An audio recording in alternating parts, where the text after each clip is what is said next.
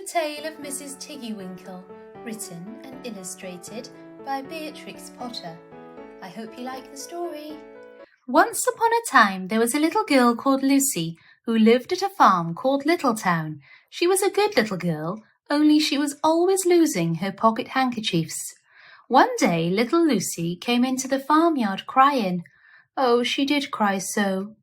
I've lost my pocket handkin, 3 handkins and a penny. Have you seen them, Tabby Kitten? The kitten went on washing her white paws, so Lucy asked a speckled hen, Sally Hennypenny, have you found 3 pocket handkins? But the speckled hen ran into a barn clucking, I go barefoot, barefoot, barefoot. And then Lucy asked Cock Robin sitting on a twig. Cock Robin looked sideways at Lucy with his bright black eye, and he flew over a stile and away. Lucy climbed upon the stile and looked up at the hill behind Littletown, a hill that goes up, up, into the clouds as though it had no top. And a great way up the hillside, she thought she saw some white things spread upon the grass.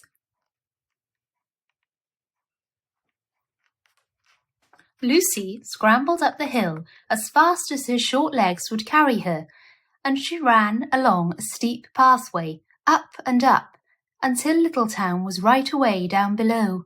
She could have dropped a pebble down the chimney. Presently she came to a spring bubbling out from the hillside. Someone had stood a tin can upon a stone to catch the water, but the water was already running over, for the can was no bigger than an egg cup. And where the sand upon the path was wet, there were footmarks of a very small person. Lucy ran on and on. The path ended under a big rock. The grass was short and green, and there were clothes props cut from bracken stems, with lines of plaited rushes and a heap of tiny clothespins, but no pocket handkerchiefs. But there was something else, a door, straight into the hill, and inside it someone was singing, Lily white and clean, oh, with little frills between, oh, smooth and hot, red rusty spot, never here be seen, oh. Lucy knocked once, twice, and interrupted the song. A little frightened voice called out, Who's that? Lucy opened the door, and what do you think there was inside the hill? A nice clean kitchen with a flagged floor and wooden beams, just like any other farm kitchen. Only the ceiling was so low that Lucy's head nearly touched it, and the pots and pans were small, and so was everything there. There was a nice hot, singy smell, and at the table with an iron in her hand stood a very stout, short person staring anxiously at Lucy. Her print gown was tucked up, and she was wearing a large apron over her striped petticoat. Her little black nose went sniffle, sniffle, snuffle, and her eyes went twinkle, twinkle. And underneath her cap, where Lucy had yellow curls, that little person had prickles.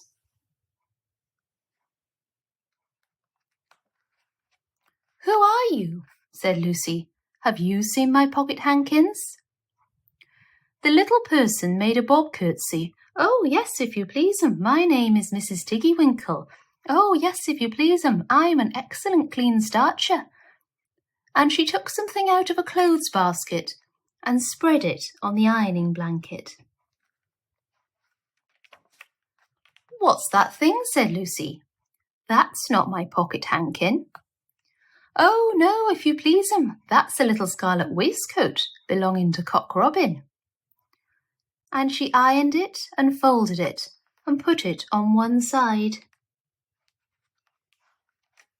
Then she took something else off a clothes horse. That isn't my pinny, said Lucy. "Oh, no, if you please'm, that's a damask tablecloth belonging to Jenny Wren. Look how it's stained with currant wine. It's very bad to wash," said Mrs. Tiggy-Winkle. Mrs. Tiggy-Winkle's nose went sniffle, sniffle, snuffle, and her eyes went twinkle, twinkle, and she fetched another hot iron from the fire. "There's one of my pocket hankins," cried Lucy, "and there's my pinny." Mrs. Tiggy-Winkle ironed it and gophered it and shook out the frills. "Oh, that is lovely," said Lucy.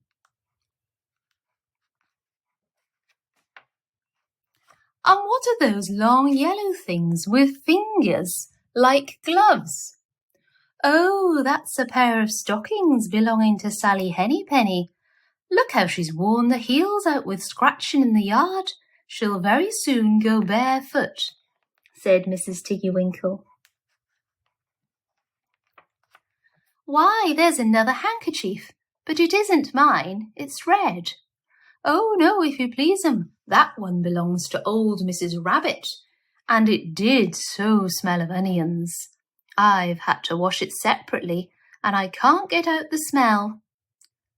"There's another one of mine," said Lucy. "What are those funny little white things?" "That's a pair of mittens belonging to Tabby Kitten. I only have to iron them. She washes them herself." "There's my last pocket hankin," said Lucy. "And what are you dipping into the basin of starch?"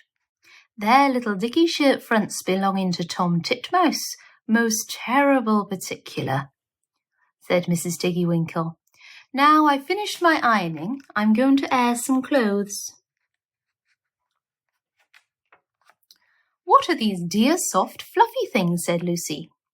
"Oh, those are woolly coats belonging to the little lambs at Skelgill." "Will their jackets take off?" asked Lucy. "Oh, yes, if you please'm. Look at the sheep mark on the shoulder, and here's one marked for Scarth, and 3 that come from Littletown. They're always marked at washing," said Mrs. Tiggy-Winkle.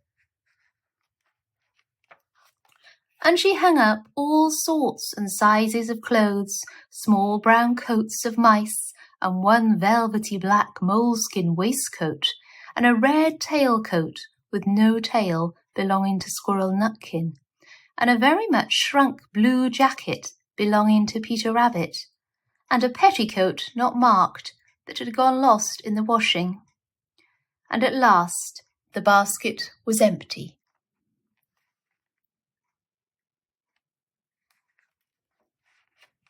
Then Mrs. Tiggy-Winkle made tea, a cup for herself and a cup for Lucy.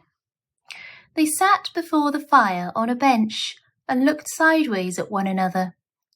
Mrs. Tiggy-Winkle's hand, holding the teacup, was very, very brown and very, very wrinkly with the soap suds. And all through her gown and her cap there were hairpins sticking wrong end out, so that Lucy didn't like to sit too near her. When they had finished tea, they tied up the clothes in bundles, and Lucy's pocket handkerchiefs were folded up inside her clean pinny and fastened with a silver safety pin. And then they made up the fire with turf, and came out and locked the door, and hid the key under the door-sill. Then away down the hill trotted Lucy and Mrs. Tiggy-Winkle with a bundle of clothes. All the way down the path little animals came out of the fern to meet them. The very first that they met were Peter Rabbit and Benjamin Bunny. And she gave them their nice clean clothes, and all the little animals and birds were so very much obliged to dear Mrs. Tiggy-Winkle. So that at the bottom of the hill, when they came to the stile, there was nothing left to carry except Lucy's one little bundle. Lucy scrambled up the stile with the bundle in her hand, and then she turned to say good night and to thank the washerwoman. But what a very odd thing! Mrs. Tiggy-Winkle had not waited either for thanks or for the washing bill. She was running up the hill. And where was her white frilled cap, and her shawl, and her gown, and her petticoat? And how small she had grown, and how brown, and covered with prickles! Why, Mrs. Tiggy-Winkle was nothing but a hedgehog. Now some people say that little Lucy had been asleep upon the stile, but then how could she have found 3 clean pocket handkins and a penny pinned with a silver safety pin?